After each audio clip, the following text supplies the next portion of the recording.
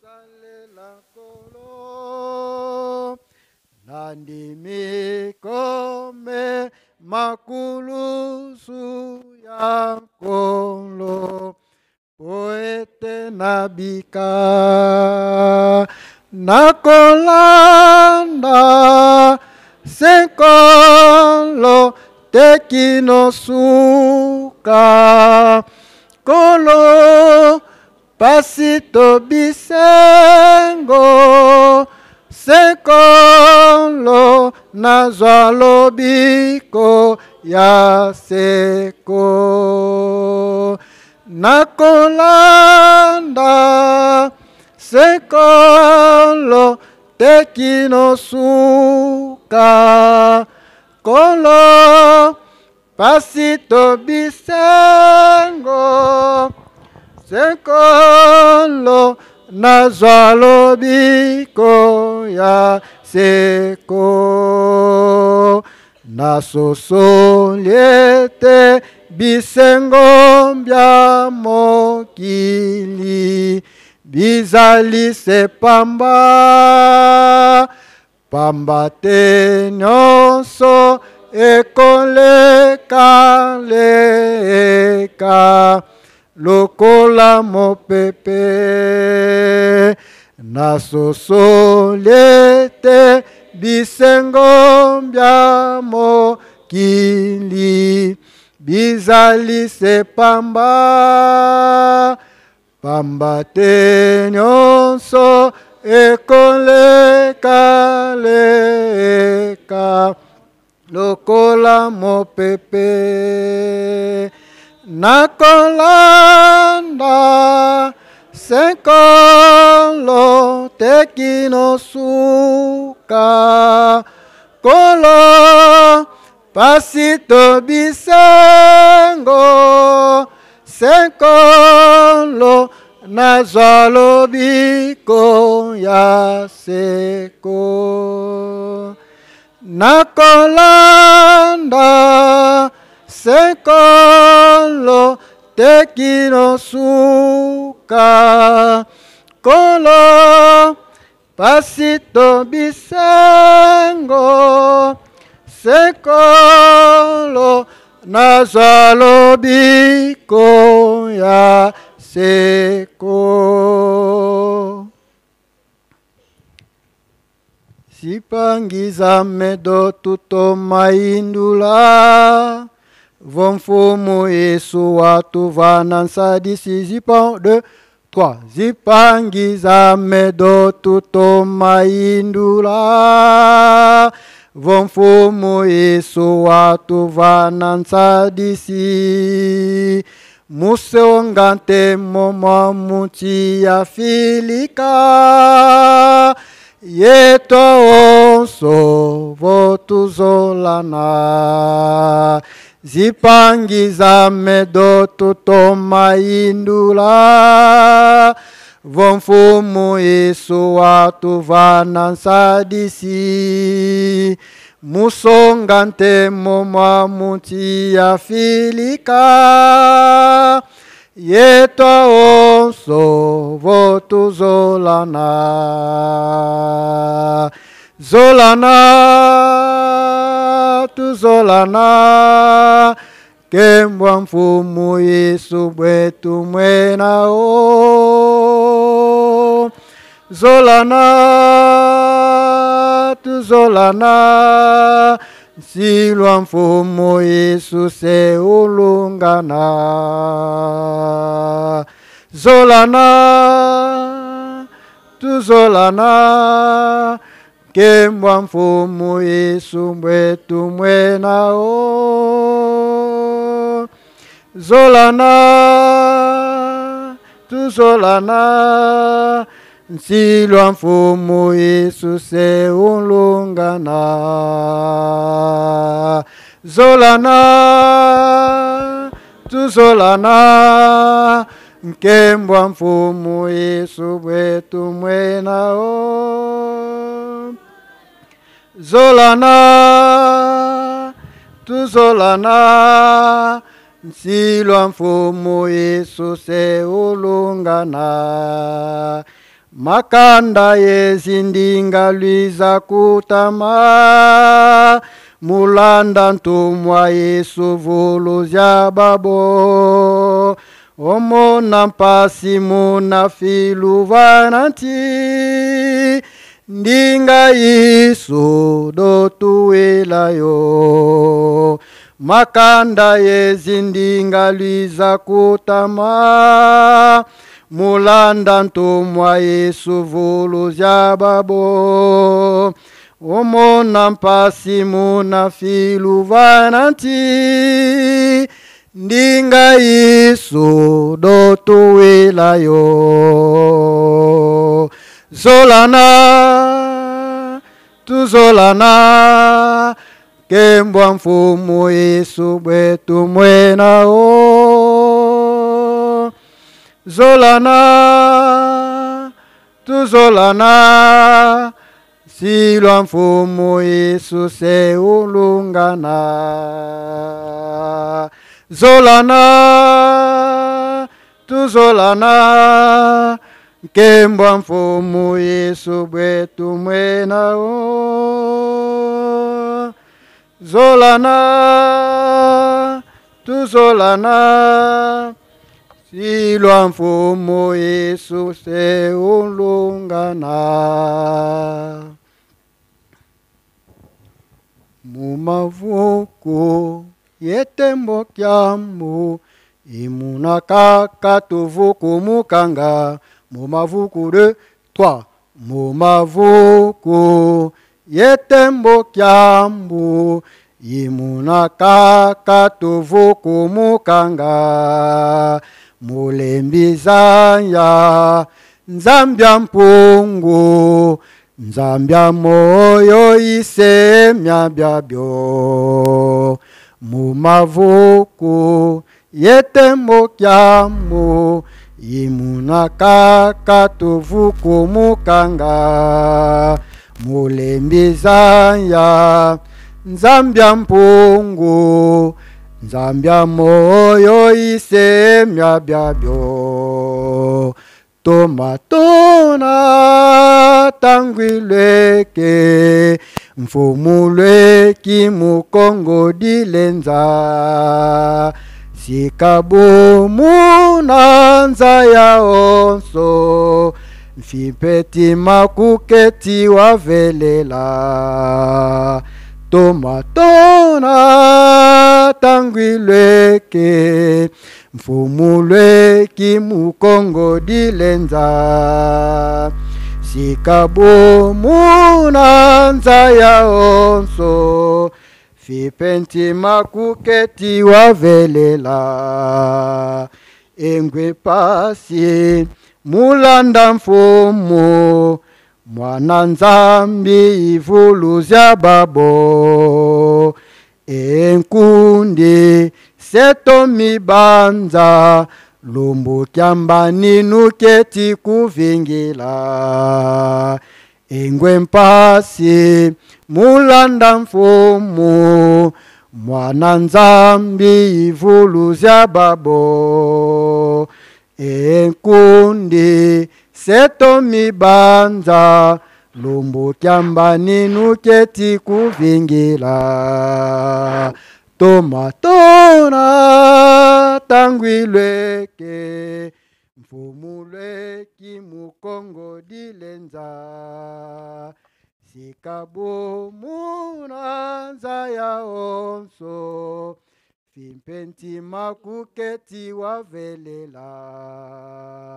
tomatona tangwilweke mfumulweki mukongo dilenza sikabumu na nzaya onso fimpenti makuketi wavelela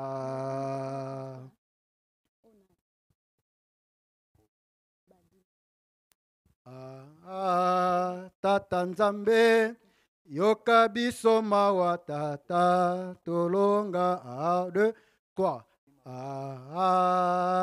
tata nzambe yoka biso mawa solo bande ko balandi to komina eleko ya 15h epai wapi biso banso toyebi ete toyaki kozwa programme ete tokoka bongo kokende zamba tokokota zamba lokola momesano kozala na etinda ya tata mokonzi ya bule ete mokolo ya mitano nyonso epesamela mpona mabondeli. Vendredi ezali mokolo oyo tokokanisa bakufa mpe pasi ya nkolo yesu ya papa simokimbangu mpe ya bangwala yango wana na ntina kokanisa pasi wana etinda epesamela na biso bandimi tokoka bongo kokota zamba na mokolo ya mitano ndenge epesamela etinda epa tata mokonzi wa bule nde na ntongo toyokozwa programe epa papa fuma mbanza nde tosili bongo kozala na kati ya zamba kote wapi touti kosalela mabondeli nde sika oyo tozwami liboso ndako ya tata mokonzi ya bule epai wapi toyepesa rapport ya maso oyo bauti bongo kozala kuna yango wana bozali komona biso tozali liboso ya ndako ya tata mokonzi ya bule tozali koyemba kote tozela bobimi ya papa fuma mbanza biso mpe toyembela yo mokonzi biso mpe tosanzola yo tata nzambe yoka biso mawa tolonga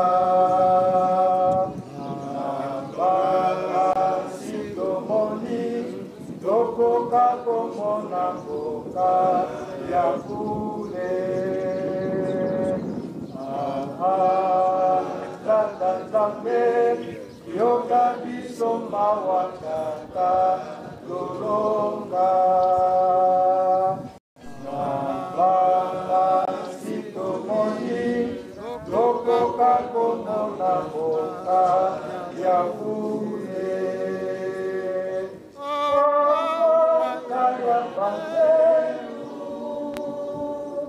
biso mpe toyembela yo na kiti ya mokonzi biso mpe tosanzola yo o mboka ya banzelu biso mpe toyembela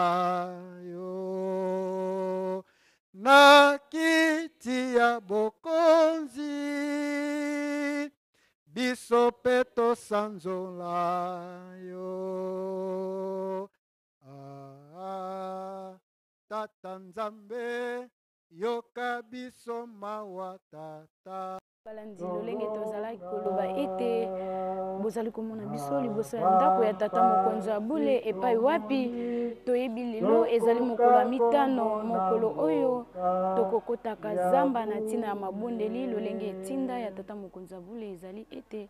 mokolo nyonso ya mitano esengeli tokotaka zamba na ntina mabondeli yango wana tozwaki programme wuta na ngonga ya 10h epai wapi tosilaki kokende na bisika oyo ebongisamelaki biso kote tosala mabondeli nde toyei kopesa rapport pamba te tokobanda yango na ngonga ya 10h kino na mbongonga ya 15h yango wana bozali komona biso liboso ya ndako ya tata mokonzi wa bule tozali kozelela ye mei papa fumwa mbanza nsongi ya nzila po ete aya kokanga libondeli na ntina ya programme wana lolenge ekosalemelaka ya solo vendredi ezali mokolo oyo tokokanisaka kufa mpe pasi ya nkolo yesu kuna na bayuda epai wapi toyebi ete nkolo yesu asilaki bongo kosambisama na makambo ya lokuta pamba te ye ayaki na pole mpe kufa na ye ezalaka bongo na mokolo ya mitano totali mpe epa biso papa simoki mbangu toyebi na mikolo oyo ewuti koleka touti bongo kosepela na milulu miye asala bokabwani nzoto mpe molimo toyebi ete ezalaka bongo mokolo mwa mitano vendredi 12 octobre 1951 epai wapi mpe toyebi ete kaka na le 12 octobre wana na ndenge asila kopesa biso elaka akobota masusu na nkamba yelusalemi ya sika nde ezalaka bongo na mokolo ya mitano nde na ntina ya kokanisa pasi wana kufa na bango ya batoma na biso baye oyo baya koluka biso po ete tokoka bongo kobikisama nde biso baye tolandi tata Simon Kimbangu kiangani apesa biso etinda ete mokolo nyonso ya mitano tokotaka mabondeli na ntina ya kokanisa pasi oyo pe kufa oyo bango bamona na se ya ntango toyebi ete lingomba oyo euti mosika vraiment papa Simon Kimbangu abandi mosala na ye na le 6 avril 1921 epai wapi ye abikisaki mama Kiantondo kuna na mboka ya Ngombe Kintsuka ya solo kobanda mosala na ye pe pasi eyaki na le 12 septembre nde bokangami na ye toyebi ete yambo le 12 septembre eya le 6 juin ezalaki bongo envahissement ya ville sainte epai wapi basoda ya Bula Matadi bayaki kopanza mboka nkamba mpona kokanga tata Simon Kimbangu na baye oyo babanda kolanda ye to mpe kosala na ye elongo nde esalemaki bongo te papa Simon Kimbangu akimaki akendaki kuna na Mwanza Kinga mpona kotala manso ndenge mabanda kolekela na nkamba eluselemi ya sika kasi kolongwa kuna na Mwanza Kinga asimbaki nzela mpona kokende na mboka Mbanza Nsanda na mokolo mwa le 10 septembre 1921 nde nkolo Yesu ayebisi ye ete ntango na yo ya kokangama ekoki ebongi na yo ozonga na nkamba po te okona kokangama pamba te mokonzi akoki kokangama libanda ya mboka na ye te nde tomonaka na mokolo ya mwa le 10 septembre papa Simon Kimbangu elongo na papa Kisolokele na baoyo bakangamaka na ye basimbaka nzela kino nkamba ya solo kokoma na ye akangamaki le 12 septembre 1921 kino asalaki mobembo na ye ya molai oyo ememaki ye na mboka Lubumbashi kasi kokoma na mboka Mbanza Ngungu na le 3 octobre 1921 kuna nde bakatelaki ye mokano na liwa esalemaki bongo te basimbaki ya bango nzela mpona kosala mobembo molai oyo ememaki bango na likolo kuna toyebi ete na mboka Lubumbashi nde kokoma kuna ezalaki bongo le 19 octobre le 19 janvier pardon 1922 nde mokolo oyo ya mitano na le 12 octobre 1951 après 30 ans de prison na ye nde ayaki kosala bokaboni nzoto mpe molimo po ete akoka kobotama lisusu na nzoto ya papa Simon Kimbangu kasi oyo tokoki kosimba ete nkolo Yesu akufaka na mokolo ya mitano papa Simon Kimbangu mpe akufi na mokolo ya mitano yango wana tokokanisaka pasi wana bango bamona kati na biso tomoni lola efongwami elakisi ete Fuma Mbanza alingi abimela biso na ngonga mokie yango wana tozali komilengele po ete bokoka bongo kolanda marso lolenge kani makolekela pamba te tobandaki na bino elongo kosuka mpe esengeli tosuka na bino elongo yango wana bozali komona ete tozali kaka na molende nyonso ya kotalisa na bino maso mazali koleka na mokolo mwa lelo ya solo soki bolingi boyeba baactualité ya mokolo na mokolo ya nkamba bozala kaka toujours na page na bino ya Presque Nkamba officiel po ete boko kozanga eloko ata moke te yango wana tolobi ete totelemi nanu wana soki bokozalaka na biso tokozanga te koinforme bino na mayemanso mazali koleka uta nkamba yeluselemi ya solo ekobongwa na lokuta te Nzambe yakokeyaka te boyeba Nzambe yakolongaka kaka Nzambe yakokeyaka te boyeba Nzambe yakolongaka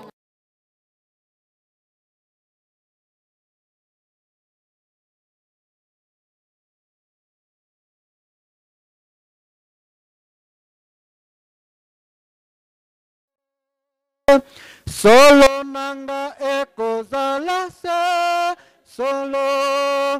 ekobongwa na lokuta te Nzambe akokeyaka te boyeba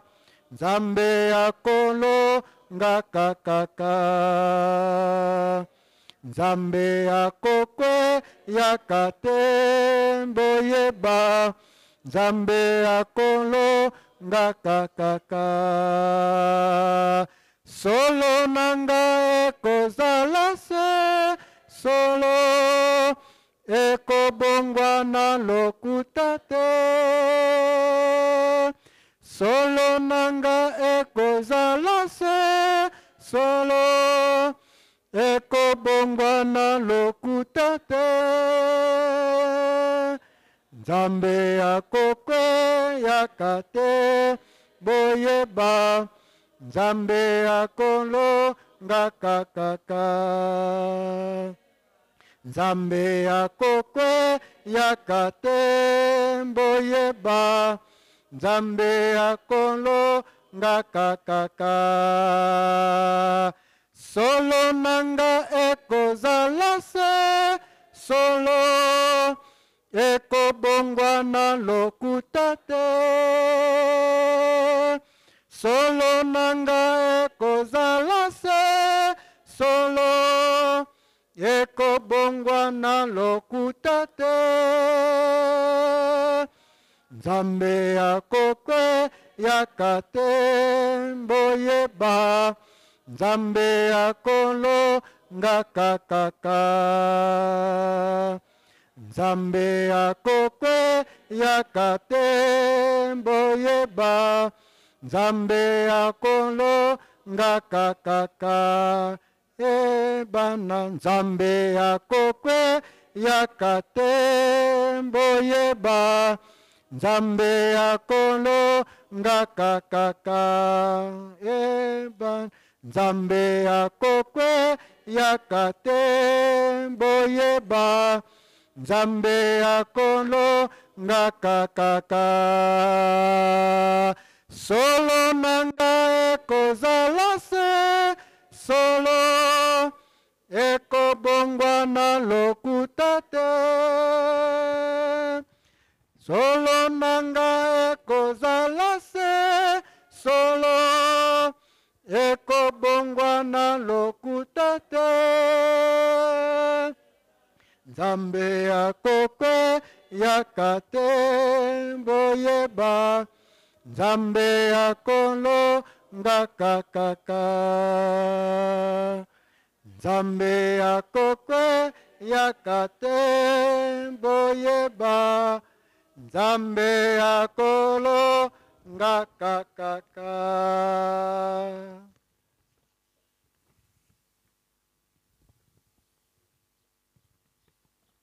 Lo tatamana musale salukiase kadi beno lo sisi lo akiolo 2 3 lo tatamana musale salukiase kadi beno lo sisi lo akio mulumoko lwa ilu lwa kidi Melo myambanza mize okedi Lo tatamana musale salukiase Kadi beno lo sisi lo akio Mulumboko lwa ilu lwa kidi Melo myambanza mize okedi Bana bame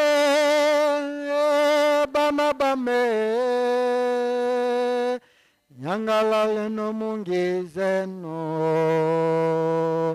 Masemeno mazetelenge Unu benina kwa beno Kembo muyerusalemi Wetikolo vingila Kembo muyerusalemi Wetikolo vingila Bana bame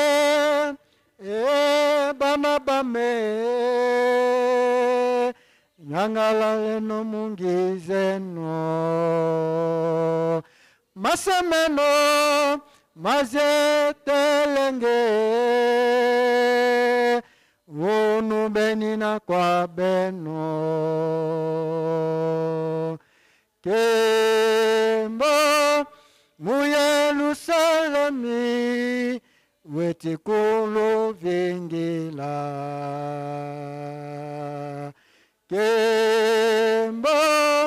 mu Yerusalemi wetikulu vingila liza tatunga mbanza liza kumbanza liza kumbanza liza kumbanza kalongo liza kwena tempelo liza kumbanza bana bame bana bame nyangalale no mungizeno masemeno mazietelenge wonu benina kwa beno kembo mu Yerusalemi wetikulu vingila kembo mu Yerusalemi wetikulu vingila.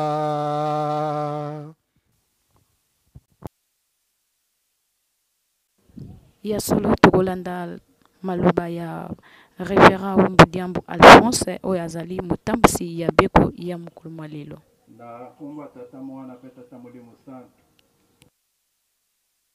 Mbelolo otinda biso na mabondeli.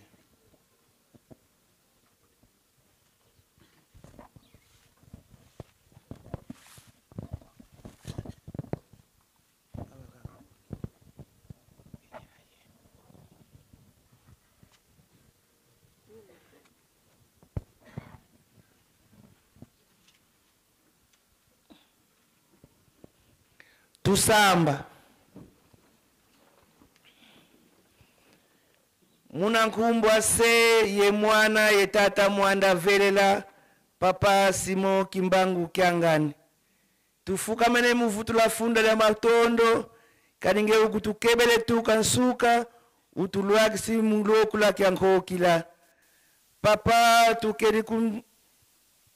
kutempelo mudia lomba ndete tulombele papa utusila lemvo mpasi ho mamo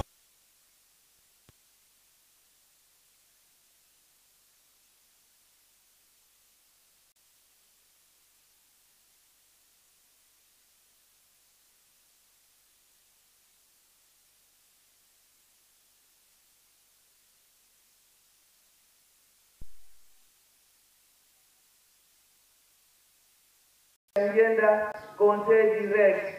twetilomba kwa papa conseil direct vokoko kukena dika bavova na ebase patufo batuvana luvuvamu kaditeye lokula kyaki luvuva mukunti ya nthangu nkhato vivuvu tusidi vo mama mwilu kya wanga marinzitani kimpovila kieto sikavova na ye papa Simo Kimbangu pasivo beto kunti ya nthangu twabaka luvuva mutu atunga Yerusalemi mumaya mukiese kamumphasiko ntsamu yelusaku mnutulombele munitu zeto ye miela mieto ye makanda meto ye munza ya mvimba munankumbwa se ye mwana ye mwanda velela. Amen. Na kumbwa tata mwana pe tata Molimo Santo.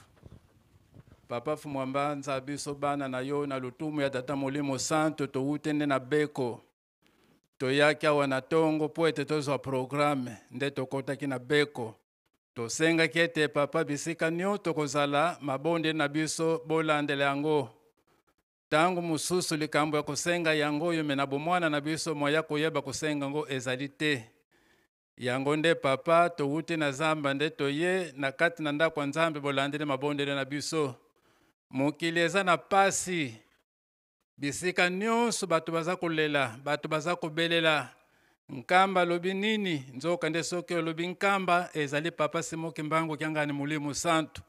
yango nde papa biso bana nyo toyi kopesa rapport na mosala toke kosala yango sika ntango ekoki mpo ete toyoka maloba na yo na kombo ya tata mwana mpe tata Molimo Santu.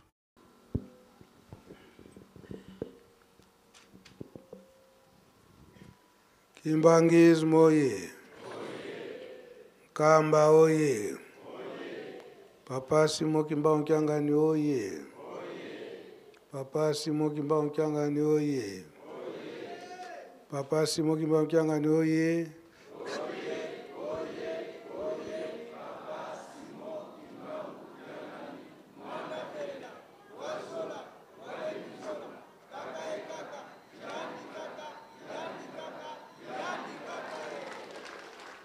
Kusimba,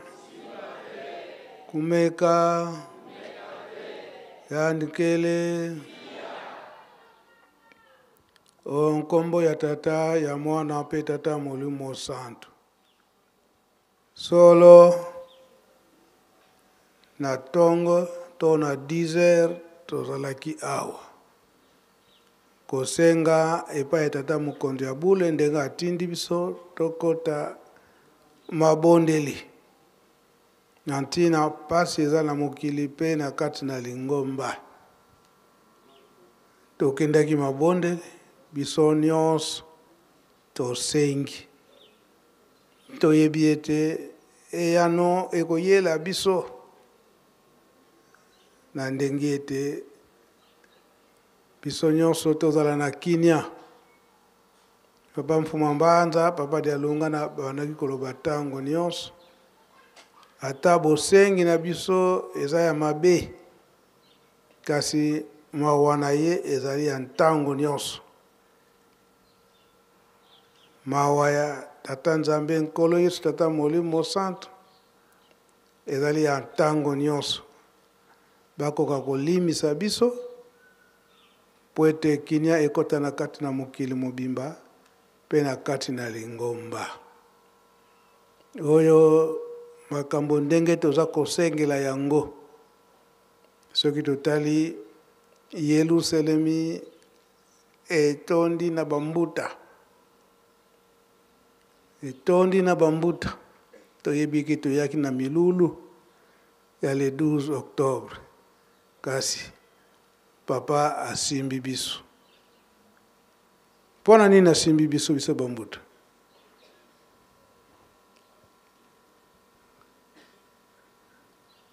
Pona nini asimbi biso?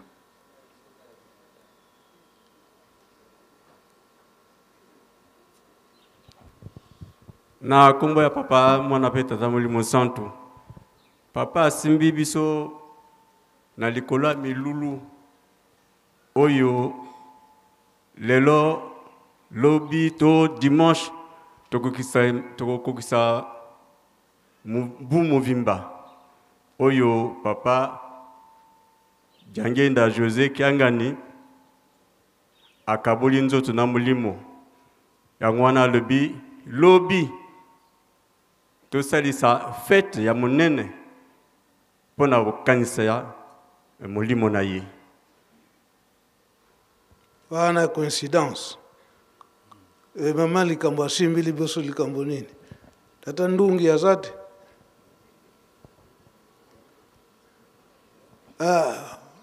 Bake wana kwa assiste papa Jirekabu. Bongo papa ilebe pona nini asimbi biso papa. Fanda nu papa. Fanda. Pona nini papa asimbi biso bambute. Na komo na tata mwana tata Molimo Santu na tongo ya lelo yo pesaki réponse. Yo otini biso tokei na beko kobondela. Pona nini tomi petola. Position oyo ya mabe toyeba kolongola yango potolanaki message na yo na tongo. Tolongola position oyo ya mabe tozala mbuma ya mabe te kasi ya malamu tolongola position ya mabe tokota na position oyo ya malamu mpo na nzela na mabondeli moto akokomaka pene na nzambe yango wana posa ya mokonzi ezali ete toyeba kobongwana penza ndenge ye alingi mpo mabe esili koleka mingi na kati na mokili mpe na kati ya lingomba ndo asimaki biso mpo na sanctification mpo na purification ya biso batambwisi avant tozonga na bisika na biso nde nakoki kozwa debi ya réponse na matei na ma oyo pesaki biso na tongo ya lelo avant tokende na beko papa merci papa na kombo ya tata mwana pe tata molimo santo spirituellement bozali kobongisa biso na ndenge bonzambe na bino ezali po ete bo transformer biso mais na programme ndenge bosalelaka lokola boyebisaka biso deja soki fete esili bambuta totikala liloba ya suka oyo bokoyebisa biso yango nde tokomema lokola bolobi nano te yango tovandi bambuta oye oye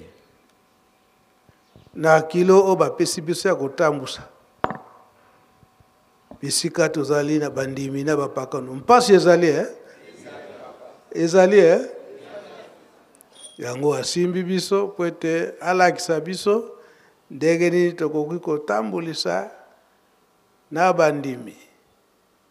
na bapakano bisika tozali po ete mpasi ezala te po ete mpasi ezala te botalelanga nano shiko oyo ya SPC atongo na yebisaki bino ke toyambaki mundele tomeki kosolola na ye kasi makambo oyo alobi mpona papa Simon Kimbangu ye aza belge do asurprendre biso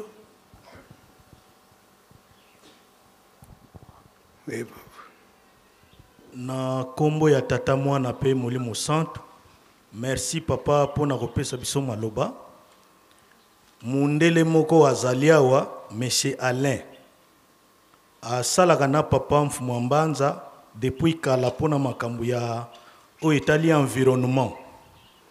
metangu bazosolola na papa abengi ngai tangu tosololi makambo etali environnement ezaki na balivre mibale na mesa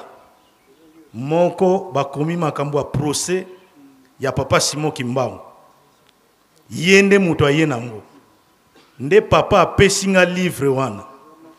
ye a expliqué biso alobi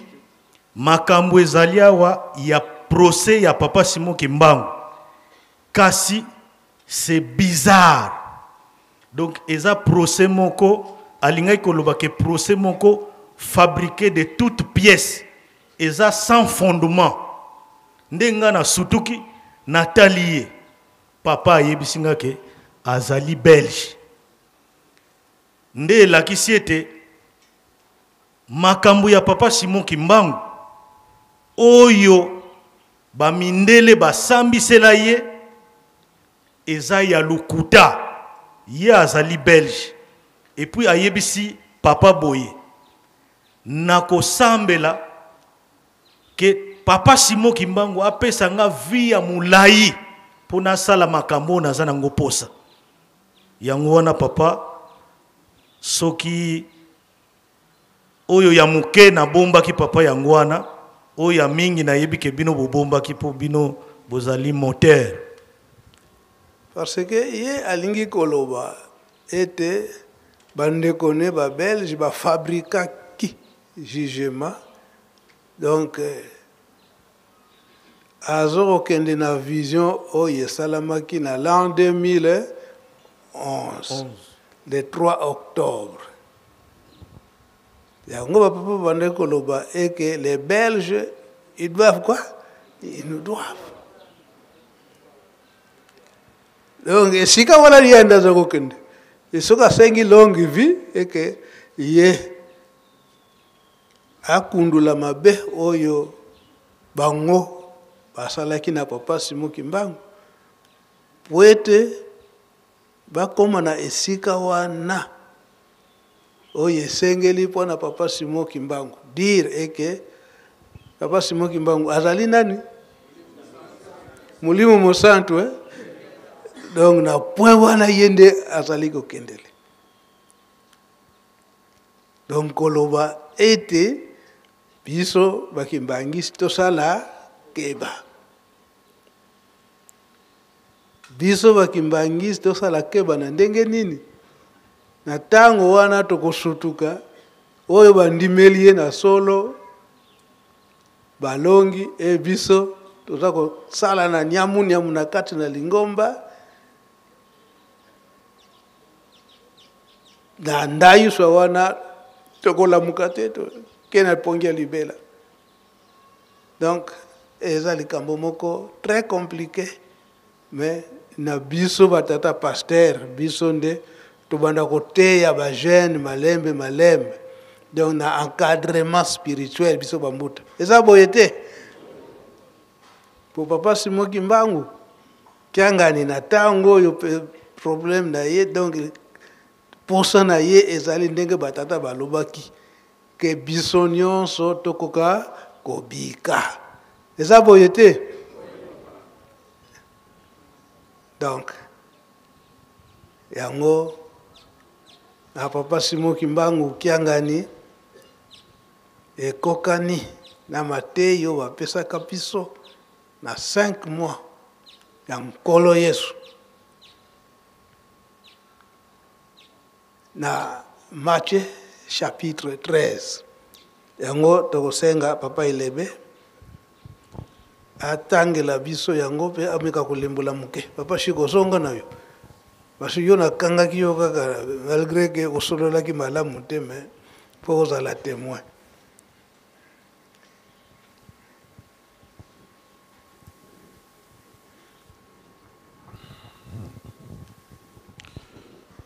Merci Nkolo pona maloba. Na nkomo na tata mwana tata molio mosantu ndenge Nkolo apesi biso chapitre Matayo mokapo ya zomi na misatu lisese ya matiti mabe ebandi na molongo moke ya 24 tokomi bale na minei mpe soki na tokobi satu donc 6 versets. Tobani kotanga na nkomo na tata mwana tata molio mosantu. Yesu ayebisaki bango lisese mosusu. Mbokonzi ya likolo ekokani na moto oyo alonaki nkona ya malamu kati na elanga na ye. Wana bato nyonso balalaki mpongi monguna na ye ayaki alonaki matiti mabe kati na elanga na ye ya bleu mpe akendaki. Ntango ble ebanaki kobota mpe kobimisa moto ya bambuma matiti mabe mpe ekolaki. Basali ya nkolo elanga bayaki mpe balobaki mokonzi boni olonaki te nkona ya malamu kati na elanga na yo bongo matiti mabe oyo euti wapi? Nkolo elanga azongiselaki ezali monguna nde asali bongo. Basali batunaki lisusu olingi tokende kopikola yango? Nkolo elanga azongisaki bokende te mpamba te wana bokobanda kolongola matiti mabe bokoki mpe kopikola bleu elongo na yango. Botika nyonso mibale ekola esika moko kino na ntango ya kobuka bambuma. ezali na ntango wana nde nakoloba na bino oyo bakobukaka bambuma balongola liboso matiti mabe bokanga yango maboke na maboke mpe botumba yango kasi bobuka ble mpe botia yango na ebomamelo na ngai ya bambuma na nkomo na tata mwana tata molio mosantu.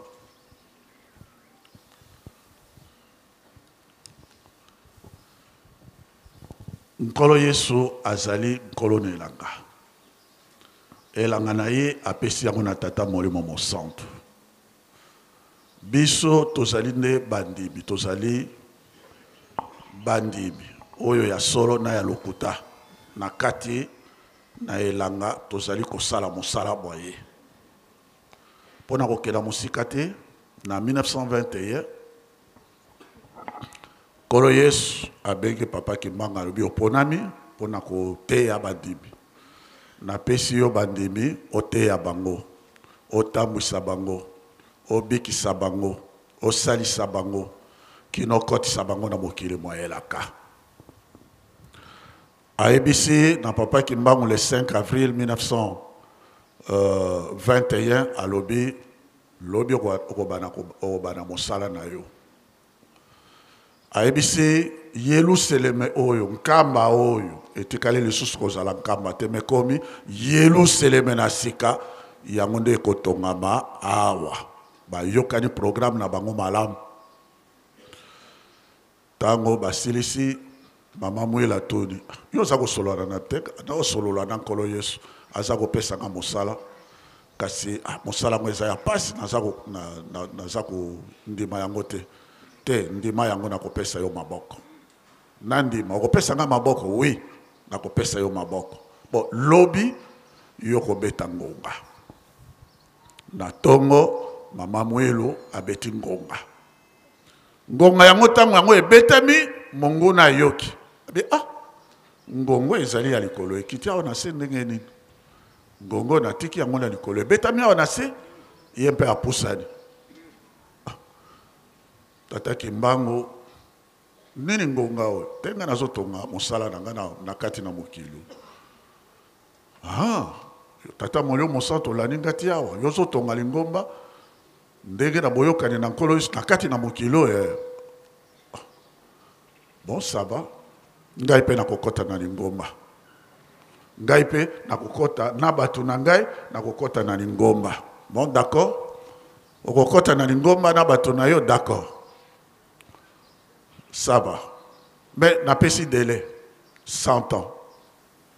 soki koki yo na batu na yo nyonso tu il faut bolongola likambo te bakoti yango wana babandaki kosala. Papa Kimbangu aloni elanga na ye ble ya kitoko apesi matei wana batu babongwani mingi bakoti na kati ya lingomba ezalaki esengo na mboka nkamba komona partout ndenge makamu ezali kosalema awa pembeni na balivre histoire baza kokoma bato mingi baza kobwaka bampumbu na bango babiloko na bango nyonso to balobi tomoni mwinda bakoti na kati ya lingomba esengo donc matiti malamu emonani kasi monguna ye asepeli te monguna mpe ati oyo ya ye na kati ya lingomba mpona kobebisa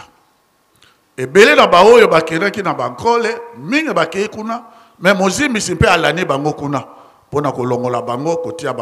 ba désordre bref ti eye kokoma na 1981 na bofongoli temple oyo ntango temple ezali kofongwama papa diangena yo lingi kofongola temple winga naza kofongola temple bongo biso tokokende wapi ngai na kofongola temple esika na bino ezali te il faut tosepelisa bana na nzambe faut basepela toza kofongola temple boza kofongola temple pour que présence ya nzambe ezala permanente awa te bikeke na bikeke temple ekofongwama bon ça va biso tokotia mobulu na makasi na kati ya lingomba. Papa likambo wana nazongi lisusu na nsima moke elimbisa ngai mpo naza kokamata les grandes étapes déjà depuis 1960. Papa Kimbangu ndenge olobaki na biso na ntongo aye awa kokita na ye awa ezalaki matata mpo na nini akuti mvwalangani ya ndenge na ndenge ebanaki d'abord kuna na Matadi Mayo ndenge nini boye pardon papa ya solo mbino ezali kasi pesa biso ntango mpo toteya totongi nano Yelusaleme te po esengeli biso totonga Yelusaleme totonga lingomba. Likambo wana le 24 juin wana papa Kimbangu asayaki le 24 juin 1960 bazalaki na reno bango misato papa bango misato po bapoliticien bazalaki kotuna balobi papa Kisolokele malamu yatamolisa mboka po pasi ya tata Kimbangu azala kotamolisa mboka biso te po lingomba biso tozala na boyokani ntango le 24 wana basali réunion papa Dialungana apesi réponse alobi te toyokanaki boye te toluka liboso bokonzi na likolo totonga nano lingomba e totonga nano Yelusaleme na sika kuna na nsima nde tokozwa parce que liloba yane alobaki bokonzi na likolo liboso lingomba pe Yelusaleme na sika yango wana lingomba ezali kotongama na matiti mabe na matiti ya malamu ezali kokola ensemble bato mabe na bato malamu tokei tokomi na 1988 na 1988 papa akei na Kisangani tango ya akei na Kisangani Monguna apesi déclaration na ye papa Diangenda namoni makasi nanga ebani kosila tia baoyo ya yo elembo ngai pe natia oyo ngai elembo na kokamata bango nazali kokende na bango na lifelo. Papa lobi bon mon peso réponse te tango akomi na matete nde apesa ki réponse alobi Satana salaki motute bato yo nyonso to naza ko récupérer bango mpo ya salaki motute. Satan alobi komato ngana defisaki yo bato mpo bazala na kati ya lingomba sika boye yo olobi oza ko récupérer bato na yo bato na ngai nyonso to récupérer bango abi Satana salaki motute ngai bato nyonso to nazali ko récupérer bango tango alobaki yango na matete boyo nyonso to bazalaki na matete to sepelaki makasi ale papa Kisolokele pe abeti le société to boaki bino filet ya récupération to la nakangwa na ba bande dans on récupérer bato nyonso. Satan alobi bon d'accord bino bo sali boye bo to molinga ya mwana accident ya bana jeteki et salamaki kanda ya Lucifer et puis ya tokoti soirée toujours na filet de récupération. Papa bango bakei et tumawana ekomi ya tata Molimo centre. Papa Dialungana lobine kotika elanga na bangulu te. Apesi ba conseil surtout bango misato bakesi mana kosenga bolimbisi. Tata Molimo centre atikali na etumba oyo ya makasi azali kobunda na yango kino na mokolo mwalelo azali kobunda nango makasi pona nini esengeli biso nyonso to ndenge papa Diangena alobaki naza ko récupérer bango likambo kaka wana a récupérer biso nyonso to mpo ete toyeba kolonga nde etumba oyo azali nango susi azali ko multiplier te ebanaki na papa Diangena na yempe baction de grâce na lembesi kaka na lembesi aza kopesa biso tango po ete mais mozimbisi azali kaka kopika makaka na bato na ye yango wana kokende chaussette bleue na chaussette noire photo kabana yango wana tokokoma na période ya triage pona nini oyo ya mabe ekokende sika na yango oyo ya malamu po ndenge totangi ekomama na kati na Bible totangi yango biso nyonso to tolani oyo ya malamu yango wana ezali kolonama mpona bokonzi na Nzambe oyo ebongisami yango na etumba azali kofingama azali kocholama mpona nini moyini kaka azali kotingamela kaka récupérer oyo ya ye mpe tata Molimo Centre azali kaka kotingama mpona korécupérer bana na ye nde ekomi na biso na conclusion toyeba kotosa papa Diangen alobaki satana asalaki moto te moto nyonso to ayebe te yo ozalaki na makambo ya mbeba malamu otika yango o rejoindre camp oyo ya bana na Nzambe bakosepela lelo tokomi awa papa ya solo ezali ka coïncidence mais lobi tozali na likambo ya monene ya papa Joseph Diangen Kiangani naza kosukisa wana papa et monani que ndenge kolo isalobaki pona bayenge beni Nzambe akoyeisa mikolo yango mokuse pona bayenge beni ayeisa po esika situation to komi soko atiki boye moko akobikisama azalite tozalaki surpris papa na biso papa Joseph Diangen Kiangani akei brusquement donc tata Molimo Centre na boyokani na bonzambe na bango bapusi tango bati yango pembeni papa ezali kaka kosenga na biso lobi likambo wana esalami nano te ntango bokokata ruban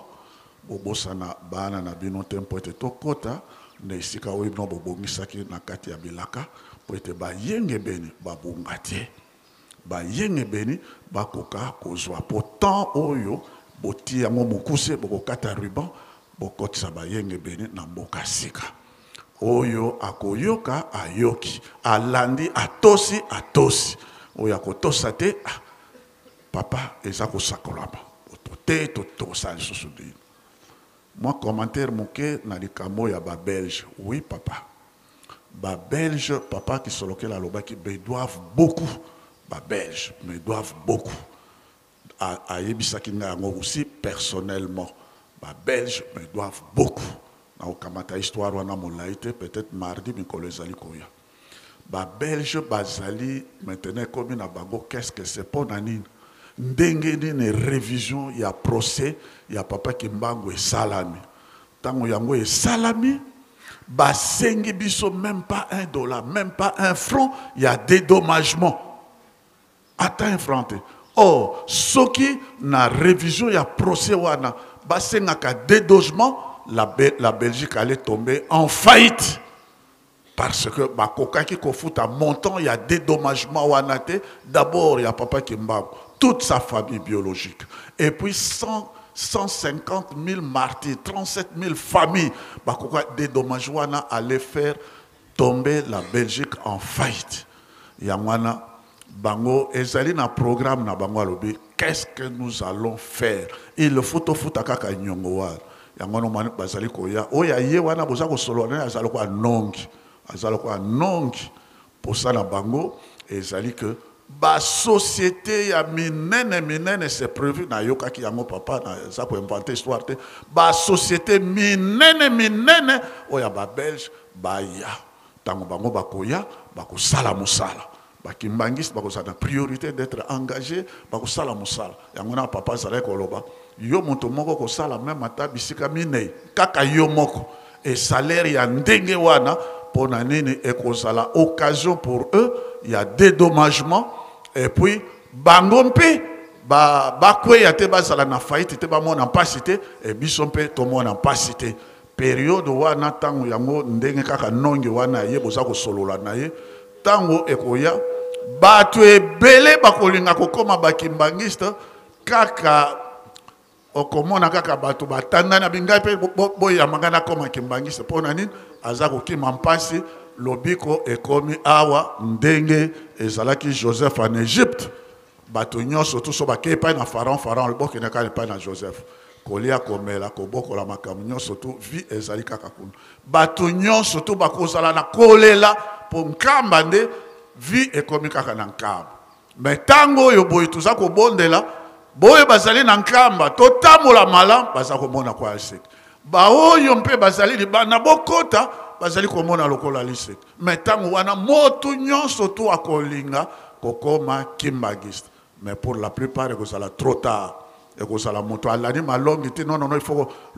olana malongi il faut olana malongi akolana malongi te 6 mois 7 mois ntango bakotuna motuna tata Kimbanga botamaki wapi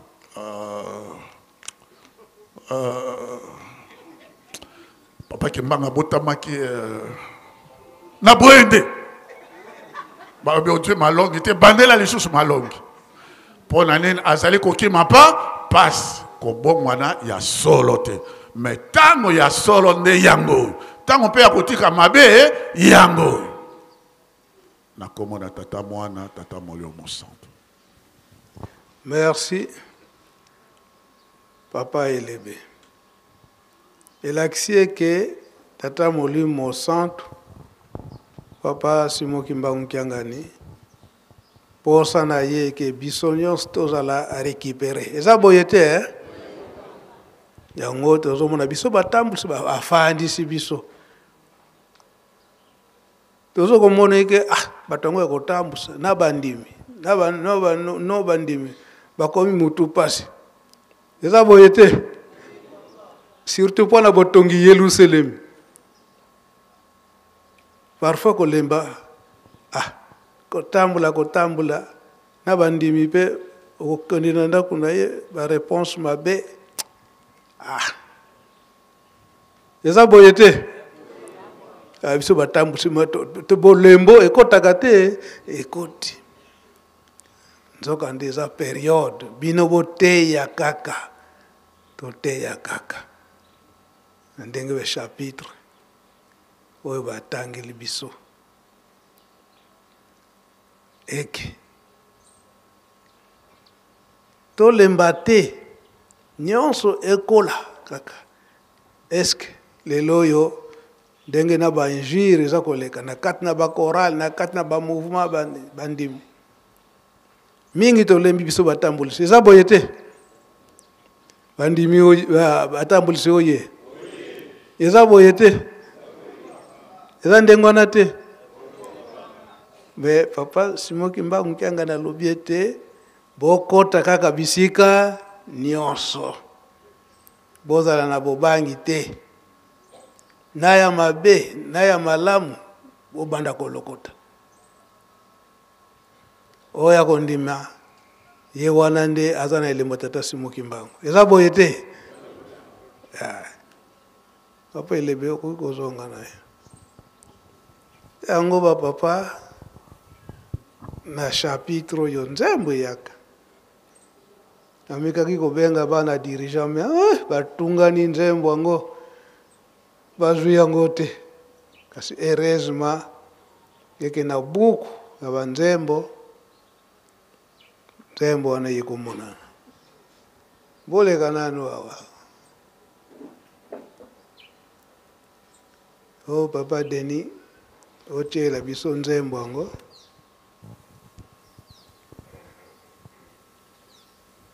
oyo ndenge papa Elebe oti kolobela yango pendant le 5 avril 1921 nzembo yango eza ane nini eza banzembo ya 21 ya Mr. Fwasi ya 21 ingeta papa ya ba 60 te awa tomoni wana papa Saide aza wana ye mutayebaka baseri ya banzembo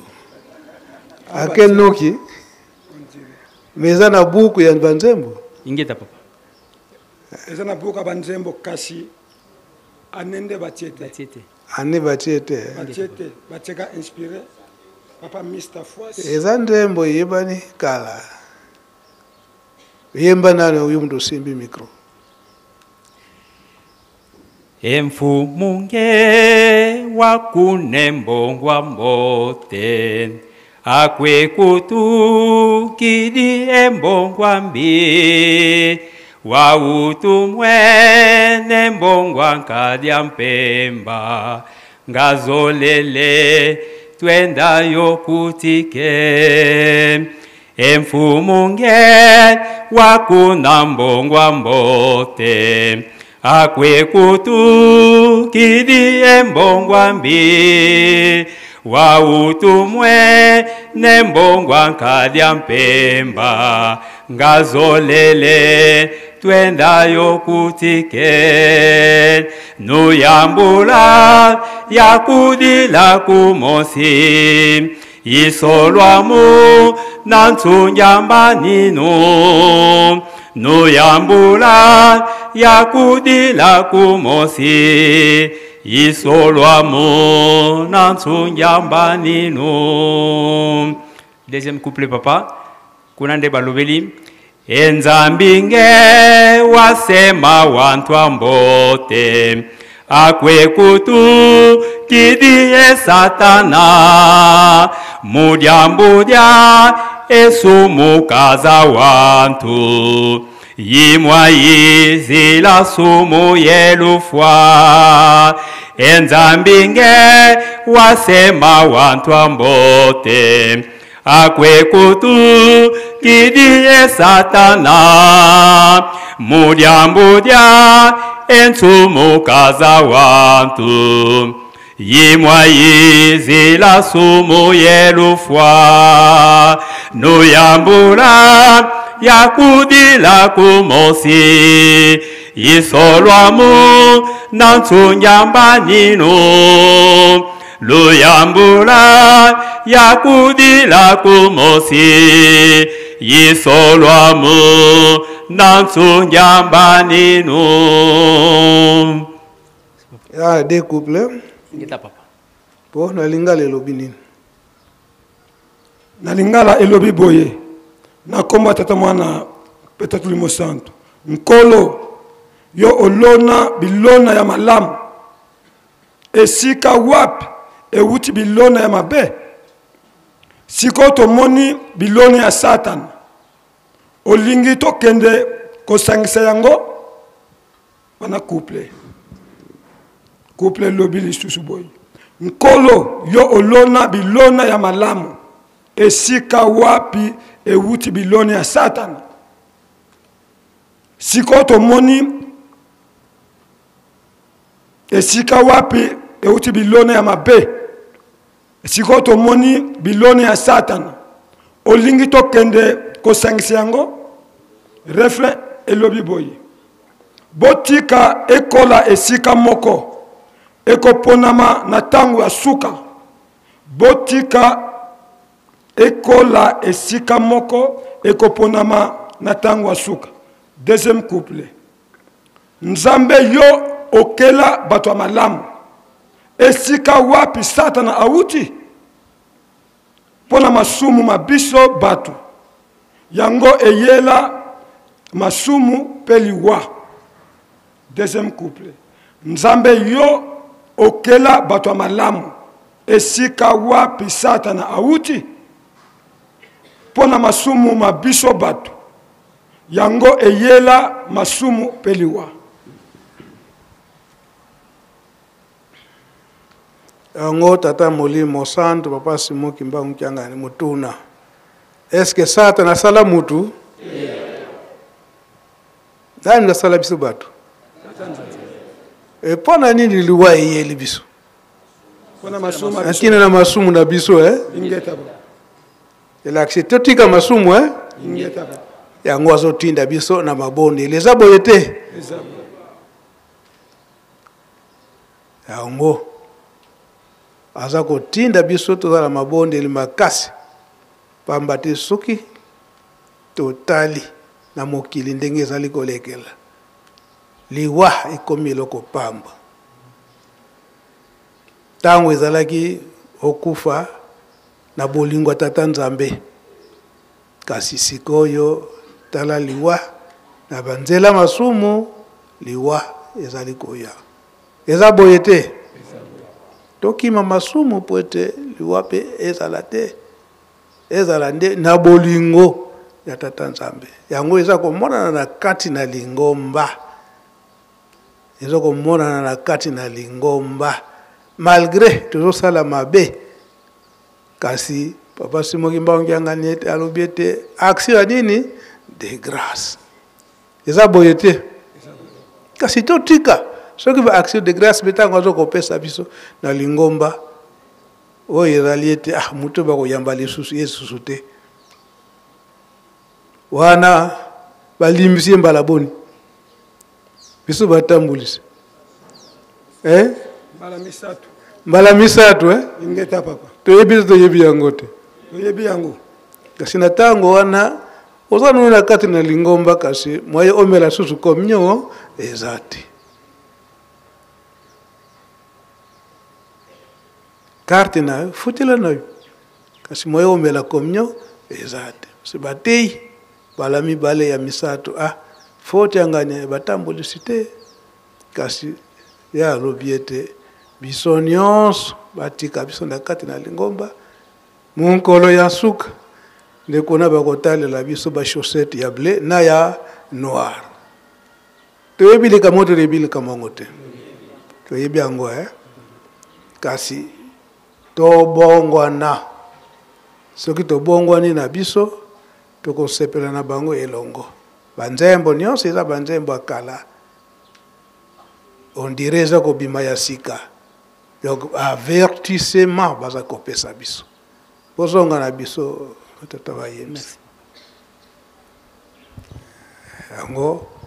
totika mabe ngonga yango yo totika mabe po ete tokoma na kinia mutuna moko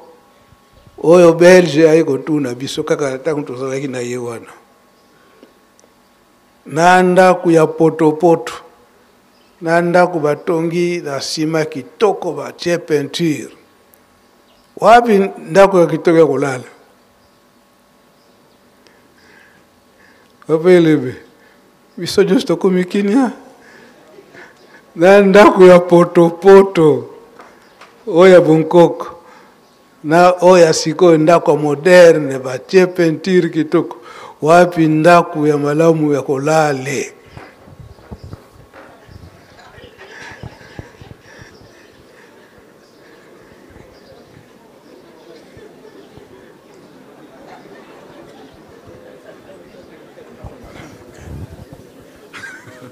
bopelebe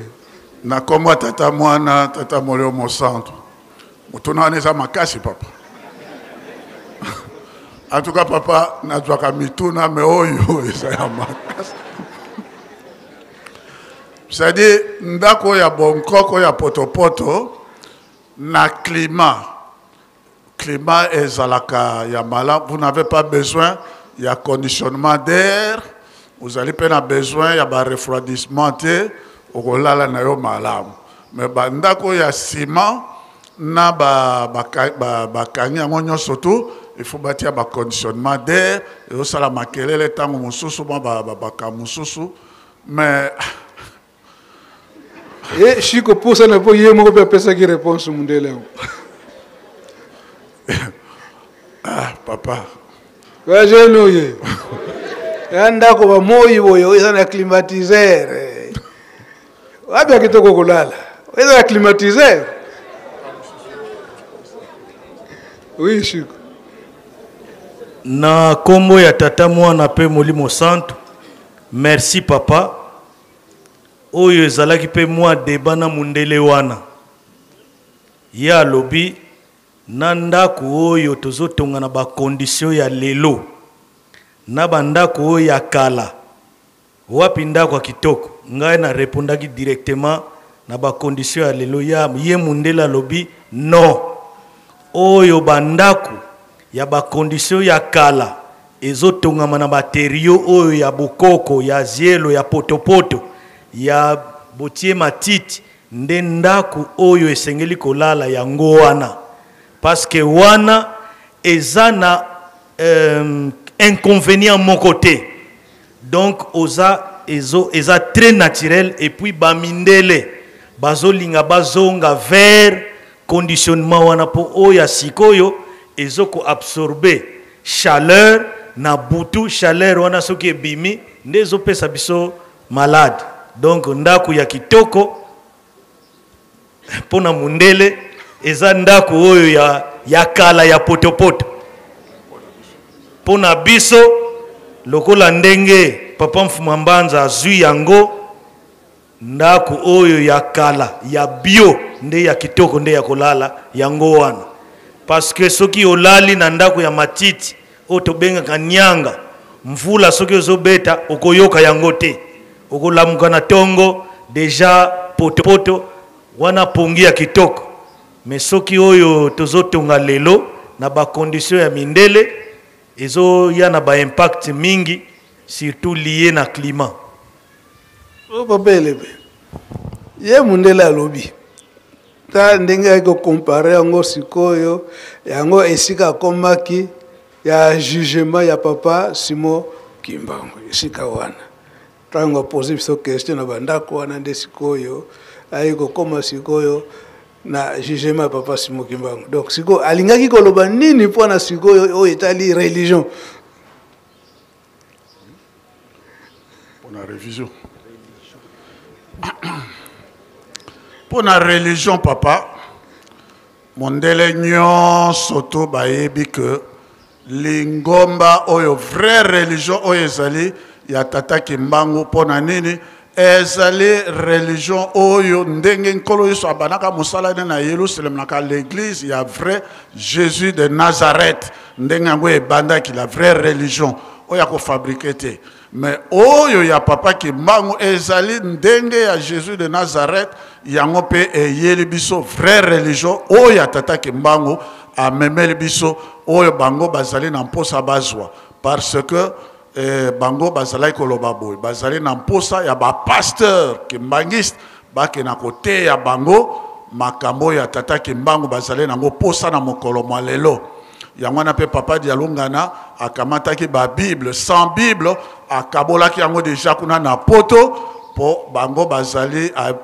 po ba Bible oyo boy papa sume pe amema akabolaki yango alobi biso tozali koya kote ya bino sango malamu ya nkolo Yesu oyo bino bomemelaki biso me biso nde tozali koya komemela bino vrai sango ya malamu oyo komemela bino lobiko. Donc authenticité ya likambo ya tata Nzambe yango wana yango wana mpe papa mondele mpe alobi ndenge mpe likambo ya ndako c'est vrai po tala kaka yo ozali komema biso kaka na bio tolia kaka oyo ya bonkoko ya mabele na biso aboyi kutukomela ti ya miliki azoluka bulu kutu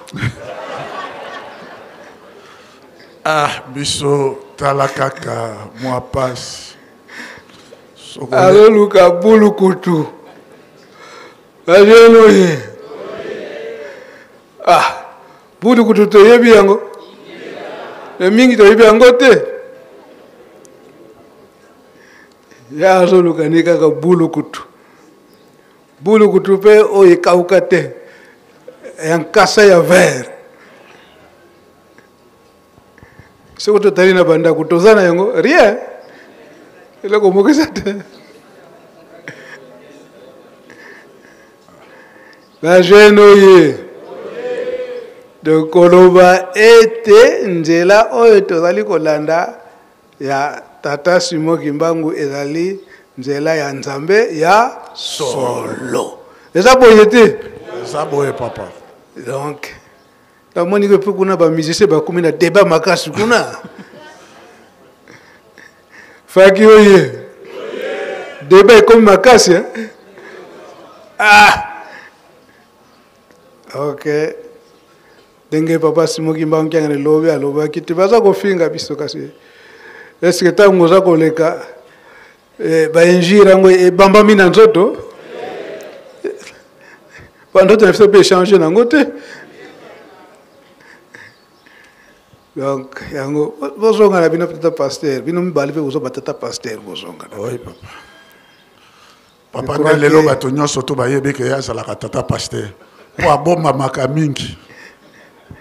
ki pasteur na ye moko ayebi asali la kango wapi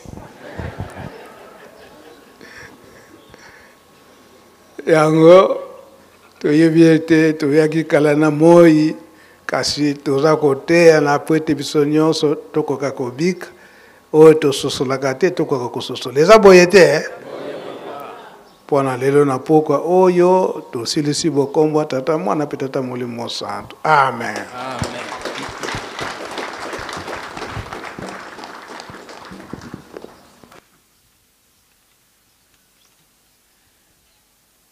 Na kombo tata mwana pe tata molimo santo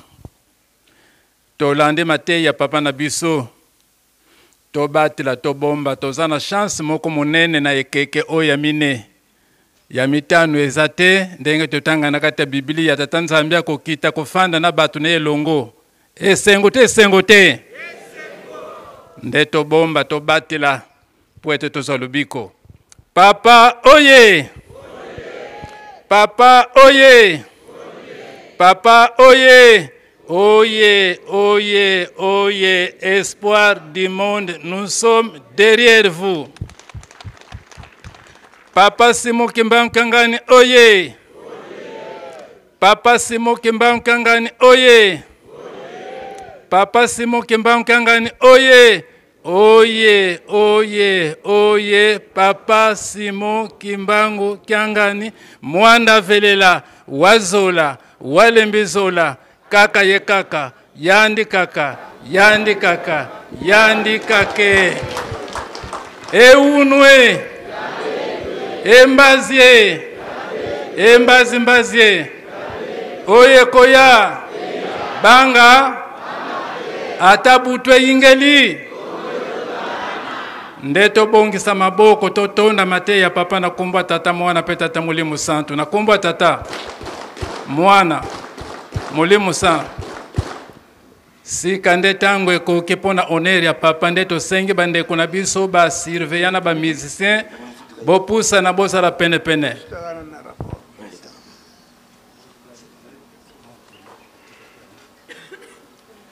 Oyo abosanaki montre bisika toza kosambela montre ne yango oyo. Oyo abosanaki montre bisika mabondeli montre ezali awa. Kimbangis moye. Tozosilisa na biso kasi namoni ete papa Saidi ayembangu. Peut-être alanaki komboni na musika. Soki pe aya ko répondre biso soki nzembo wana soki za ya série soki 56 soki wapi. Na ape muta namta zwaki yango na banza ya kufo ayeba kaka. Opese micro.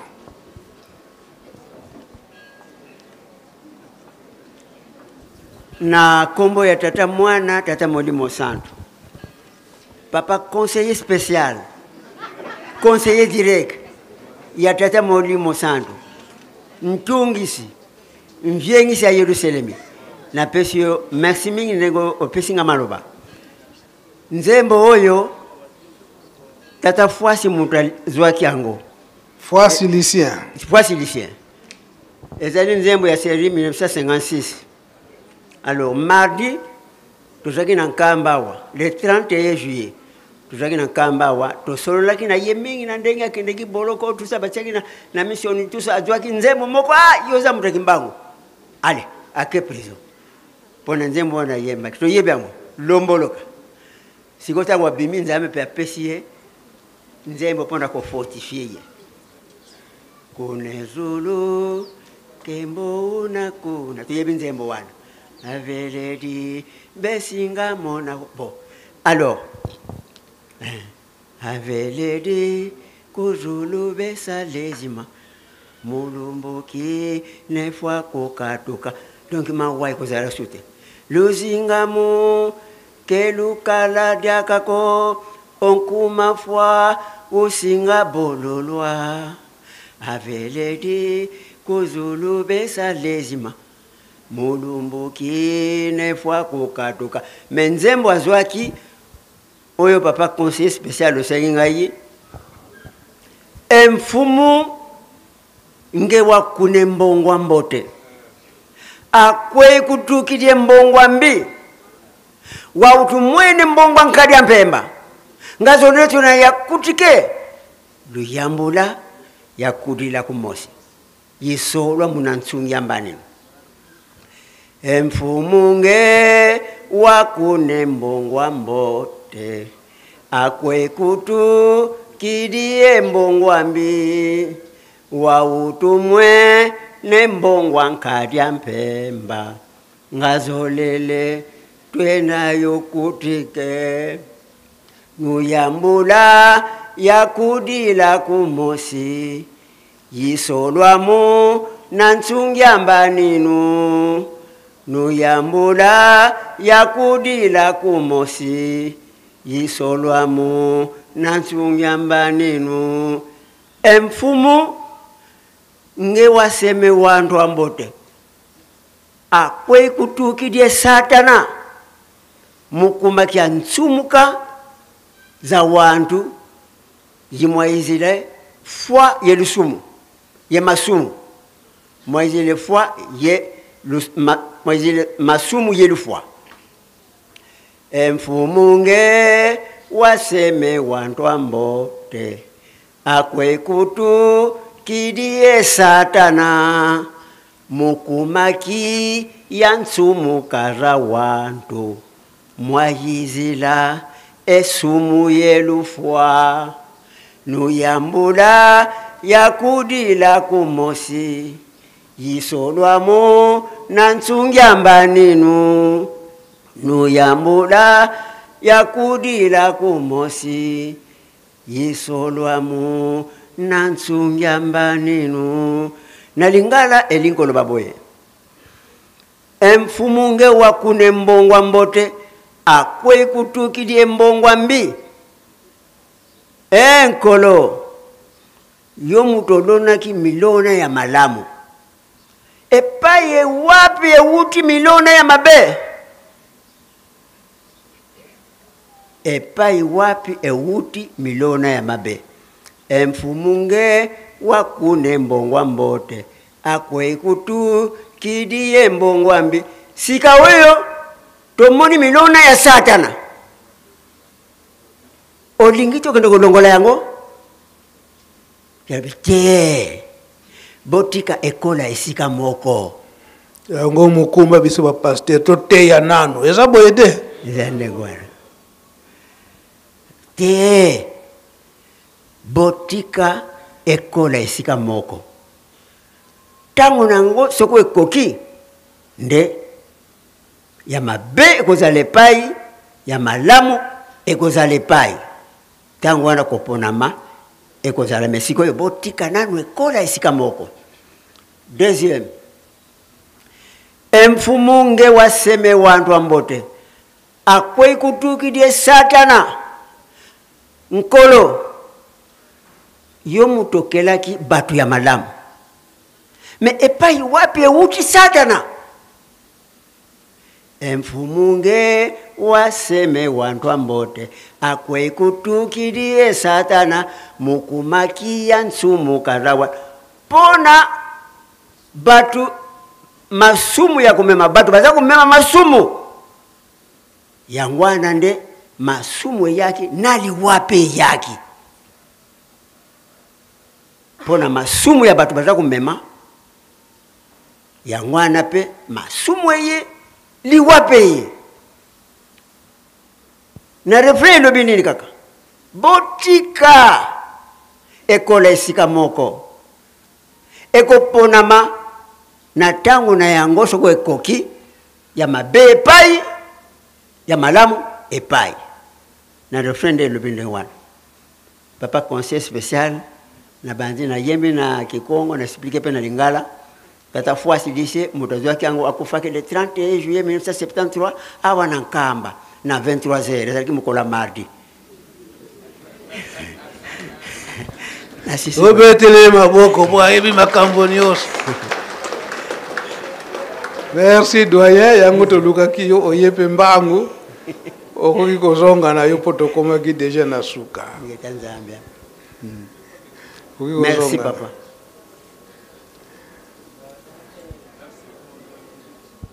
na era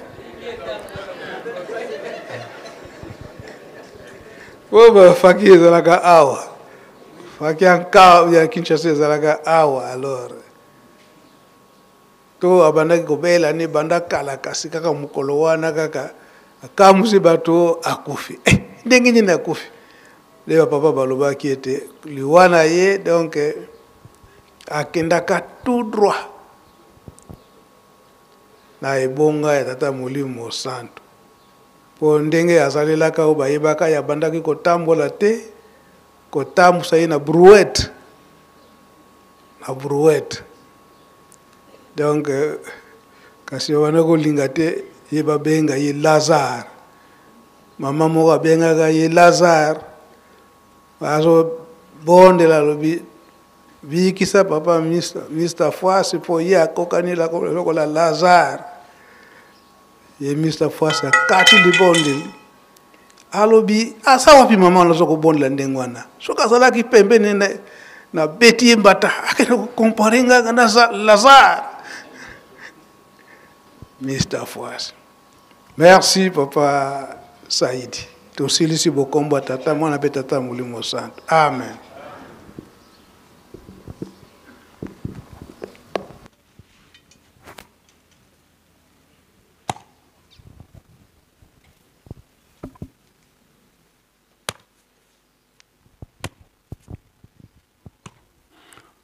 Vuna vanafulu kone kwa nikuka.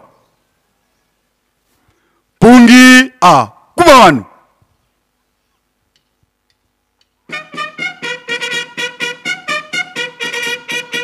Lu susumuka kindu lukandama ngi mukunda lukunda ntinu.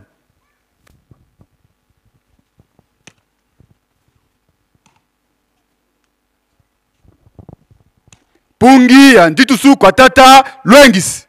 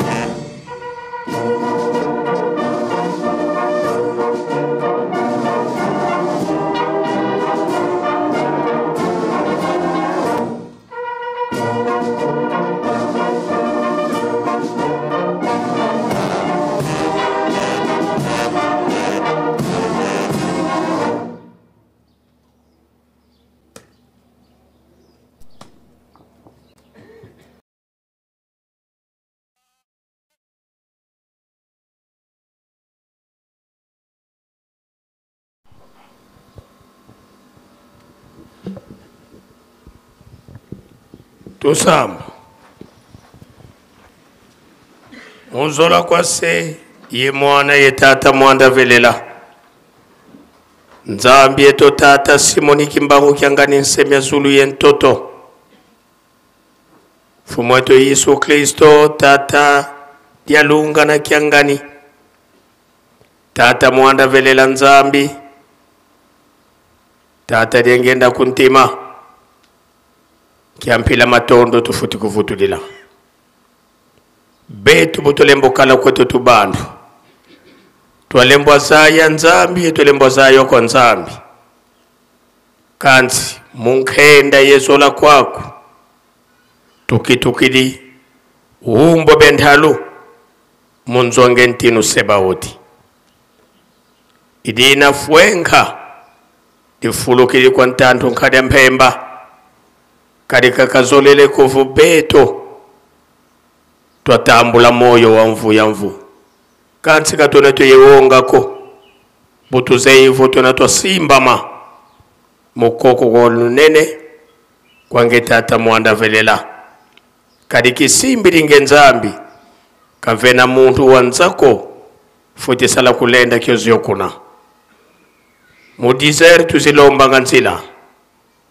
Mpasikino mana foto kota mumfinda Mulua kulutumu Welu menkanda mempila mumpila tusonekene Mia mingi melembo kuyangidika Kadindomba zeto Zambi Mabanza makimwana kansi nkhenda za kuzisikilanga munthango yika imani kutuvila kanandiko fukudilweki wisayelendo bitukondo le mukuitabila idina tukuizilanga vawena watuvuate sankhako ye watutula dimbu kya ntsisi nza ye mavanga mani matombe batumwena wonga pona sweka Yerusalemi ye mvivu mediawu ye banlongo bakundanga mu Yerusalemi beto mpe kutuvila kanandiko tango yifweni sitwavambana beto yebeto tuvambananga nge kuvambananga yebetoko zila tukwenda vita ntuwasala manima okengisa bisumbule bivonza muzola kwange dieto se mwana yetata mwanda velela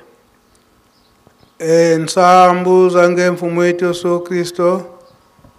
yo zola kwange tata nzambi wase yo ntwadi wange tata mwanda wavelela bika kwa masikilanga muna yetu tuko kwa yelemvu se ye mwane tata mwanda wavelela. Amen.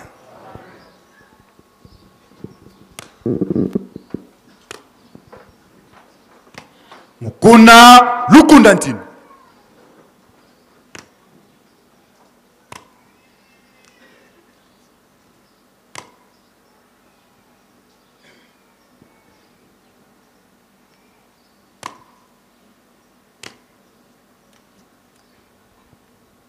Kurula moku.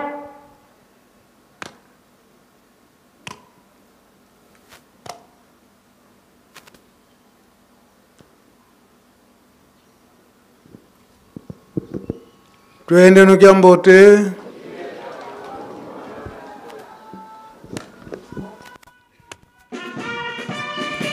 Baluka kulubakala nolo.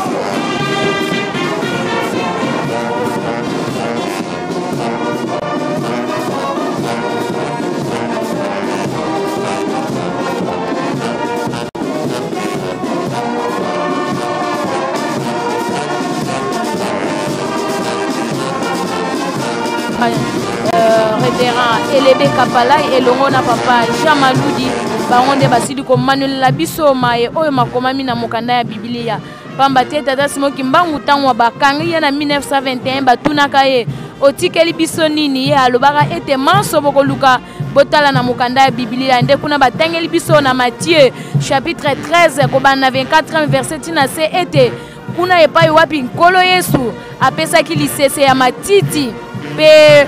milona o bango basila kolona kasi kolo Yesu alobaki ete botika yango ekola nzela moko mukolo ya suka tokokata nde na pesi maloba epa mama Falone yebe akoyeba koloba na bino maye maleki liboso a toza na programme te 100 toza pe na montre oyo nyonso ayebika bungisi montre aya kozwa montre na ye tozana montre ezali awa bana nde banso elongo tozali komi beleme pene tomoni lolenge kani mokolo ya vendredi oyo tokubengaka mokolo ya mitano ndenge bomoni banso tozalaki na sema ya régie pamba te technique to pe na kati ya supervision ya papa fils Gufeta epai wapi ba technicienne nyonso c'est-à-dire ba mama na batata toli kopesa maboko pona mosala ya tata Molimo Santo ekwa koyoka na pe komonana kolandama na mokili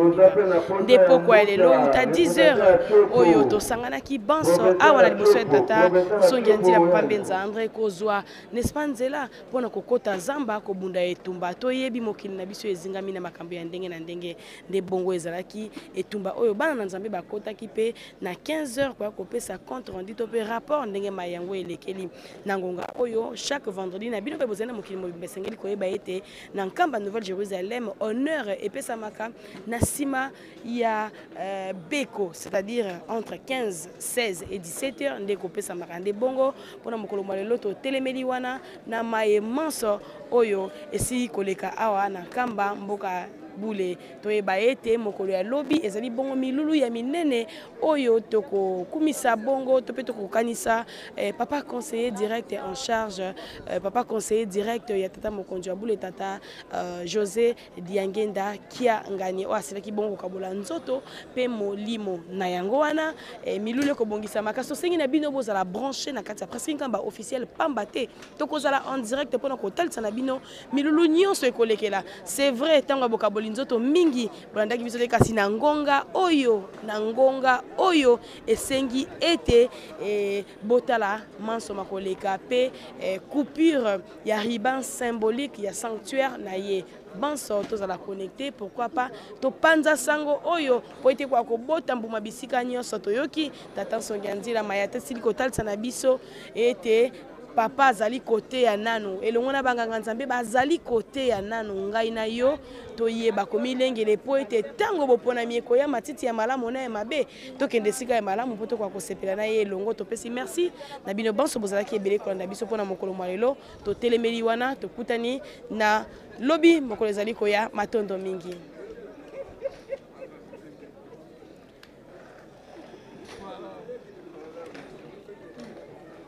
Merci. Ok.